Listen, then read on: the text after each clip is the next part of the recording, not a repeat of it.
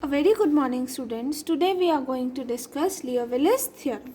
Before starting this theorem, we will first discuss the definition of entire function.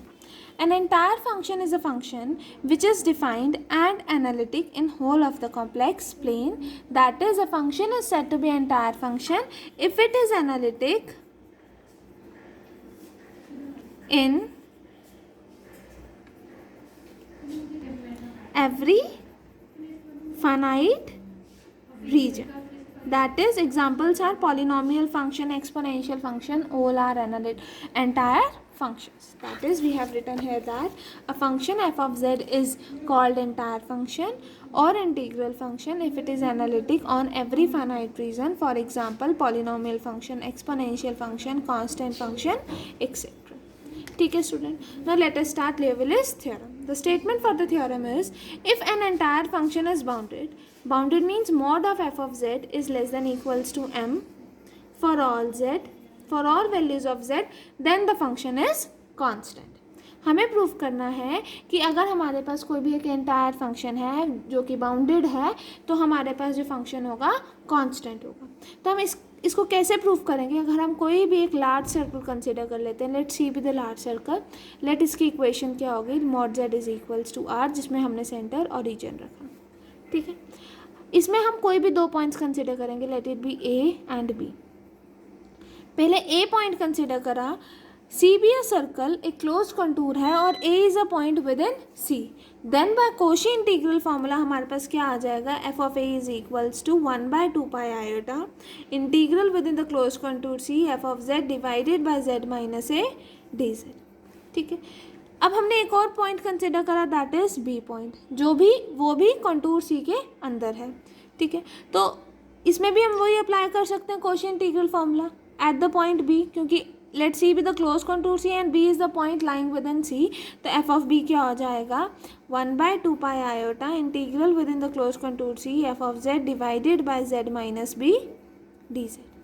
ठीक है, proof क्या करना है हमें कि function is constant. Function is constant, that is we are to prove that F of A और F of B क्या होंगे, इक्वल होंगे.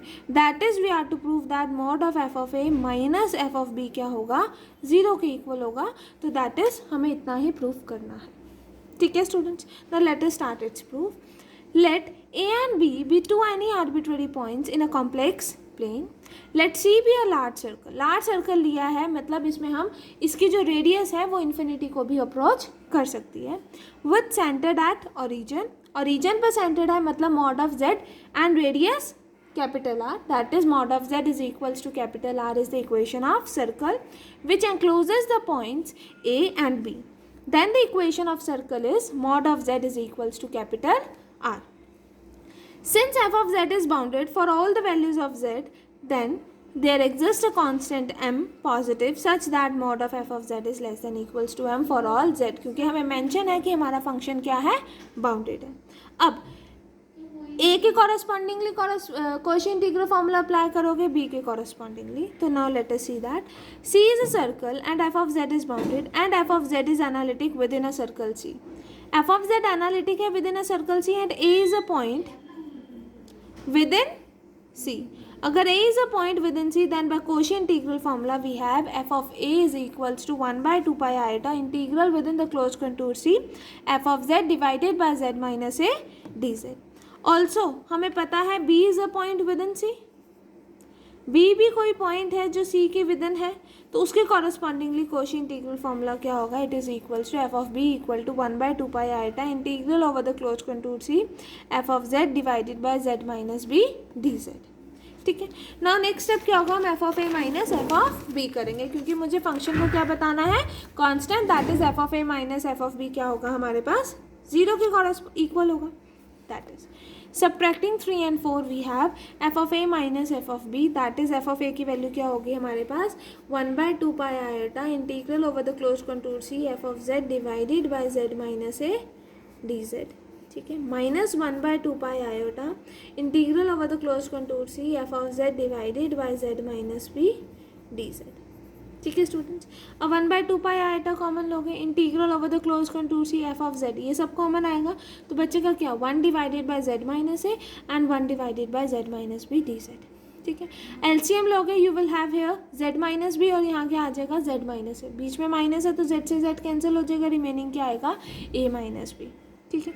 Now taking modulus on both the sides, taking modulus on both the sides आपके पास ये आ जाएगा।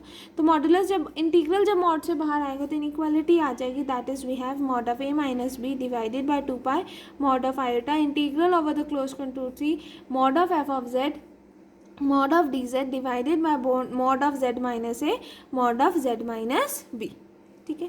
Now we know that mod of a minus b is greater than equals to mod of a minus mod of b, तो taking reciprocal on both the sides तो आपके पास inequality change हो जाएगी, that is 1 upon mod of a minus b is less than equals to 1 upon mod of a minus mod of b।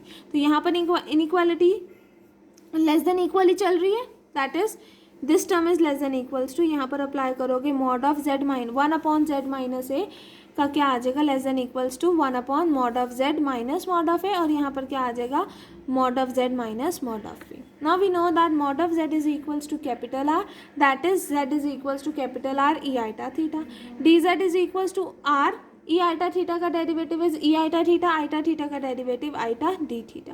Taking modulus on both the sides, mod of iota 1 होता है, mod of E iota theta भी 1 होता है, क्योंकि ई iota theta basically होता क्या है हमारे पास cos theta plus iota sine theta. तो अगर हम मोड लेंगे that is we have mod of E iota theta is equals to mod of cos theta plus iota sine theta, that is we have under root of cos square theta plus sin square theta, and we know the identity that sin square theta plus cos square theta is 1, that is we have 1, ठीक है। Similarly mod of iota भी क्या होगा हमारे पास 1, क्योंकि iota को हम कैसे लिख सकते हैं 0 प्लस 1 इंटू आयोटा, और x प्लस आयोटा y का मॉड क्या होता है under root of X square plus Y square, means 0 plus iota का मॉड क्या होगा 0 का स्क्वायर प्लस आयोटा का 1 का स्क्वायर, क्योंकि आइटा है ना तो 1 का square, that is under root of 1 का स्क्वायर, दैट इज 1, ठीक है स्टूडेंट्स। तो यहाँ पर मॉड ऑफ आयोटा की वैल्यू भी 1 हुई, mod of E iota theta की वैल्यू भी 1 हुई, that is we have R mod of D theta. अब देखो यहाँ पर हमने सर्कल अप्लाई कर दिया, इक्वेशन ऑफ सर्कल, तो इसका मतलब इंटीग्रल जो ओवर क्लोज कंटूर सी था वो चेंज हो जाएगा integral within the limit 0 to 2 pi, और हमें पता है F of Z is bounded, F of Z bounded है, means mod of F of Z is less than equals to M. तो ये सारी कंडीशंस आप अप्लाई करोगे, that is we have mod of Z is less than equals to M, तो यहाँ आ जाएगा M, ए minus भी पहले ही था divided by 2 pi, integration within the close contour C वो चेंज हो जाएगी 0 to 2 pi, mod of D Z की वैल्यू क्या है R mod of D theta वो आ जाएगा, डिवाइड में क्या था mod of Z minus mod of A, mod of Z की value R capital R minus mod of A, mod of Z minus mod of B, that is R minus mod of B. अब ये सारी term this is independent of theta, तो integral sign के बाहर आ जाएंगे, इसके इंटीग्रेशन सॉल्व करोगे यू विल हैव 2 पाई, ठीक है। और यहाँ से आपने क्या करना है आर आर कॉमन लोगे, आर कॉमन लोगे यहाँ से तो एक आर आ जाएगा, यहाँ से आर कॉमन लोगे तो एक R, that is we have R square, और न्यूमरेटर में भी एक आर है तो एक आर कैंसिल आउट हो जाएगा, तो डिनोमिनेटर में सिर्फ एक ही आर मेंशन रह जाएगा, और यहाँ पर इंटीग्रेशन सॉल्व करके 2 पाई आ जाएगा, 2 पाई से 2 पाई कैंसिल आउट हो जाएगा, तो हमारे पास क्या आ जाएगा that mod of F of A minus mod of F of B, sorry mod of f of a minus f of b is less than equals to m a minus b into 1 divided by r, 1 minus mod of a divided by r, 1 minus mod of b divided by r। we know that हमें circle कैसे लिया था large circle लिया था, तो हमने क्या करा r को अप्रोच करवाया इन्फिनिटी को, ठीक है। नेक्स्ट स्टेप इज आर को अप्रोच करवाया इन्फिनिटी को, आर को अप्रोच करवाया इन्फिनिटी को, तो 1 mod of A upon infinity 0, तो ये टर्म 0, ये टर्म 0 और ये term infinity, 1 upon infinity 0 means ultimately ये सारी टर्म क्या बन गई हमारे पास इन्फिनिटी 0, क्यों, क्योंकि 1 माइनस 0 इज 1, 1 माइनस 0 इज 1, तो 1 into infinity is infinity, that is 1 upon infinity is 0, तो ये पूरी टर्म हमारे पास 0 बन गई, दैट इज अगर आर अप्रोच करता है इन्फिनिटी को capital R then it this term tends to 0, ये term tends to 0 means F of A is equals to F of B, that is this shows that the function is constant, ठीक है students, this completes the proof of Liouville's theorem. Next is proof Liouville's theorem by using Cauchy inequality. अगर आपके पास ऐसा आ जाता है exam में कि you have to prove Liouville's theorem by using Cauchy inequality, तो सबसे पहले आप कॉशी इनइक्वालिटी को स्टेट करोगे और प्रूव करोगे. फिर आप क्या करोगे, कॉशी इनइक्वालिटी में put n is equals to 1, क्योंकि कॉशी इनइक्वालिटी क्या कहती है, if f of z is analytic within and on a circle c given by mod of z minus a less than r, if f of z is bounded for every z on c, then nth derivative of function f at a का mod less than equals to होगा m n factorial divided by capital R की power n. तो अब आपके पास Cauchy inequality prove करने के बाद ये फॉर्मूला आ जाएगा. ये इनइक्वालिटी आ जाएगी तो आप क्या करोगे, इसमें n को 1 पुट करोगे, क्योंकि मुझे फंक्शन को क्या बताना है, कांस्टेंट. फंक्शन को कांस्टेंट मीन्स अगर उसका डेरिवेटिव 0 आ जाए तो मतलब फंक्शन इज कांस्टेंट. तो उसका n की वैल्यू 1 करी, that is we have m into 1 factorial is 1 divided by r. Since r approaches to infinity means mod of f dash a approaches to 0. अगर mod of f dash a approaches to 0 means derivative approach कर रहा है 0 को, derivative approach कर रहा है मतलब function is constant. और हमें लियोविलिस थ्योरम में यही प्रूव करना था कि अगर हमारे पास कोई एंटायर फंक्शन है which is bounded for all the values of z, तो हमारे पास फंक्शन क्या होगा, कांस्टेंट. ठीक है students, only this much for today class. Thank you class.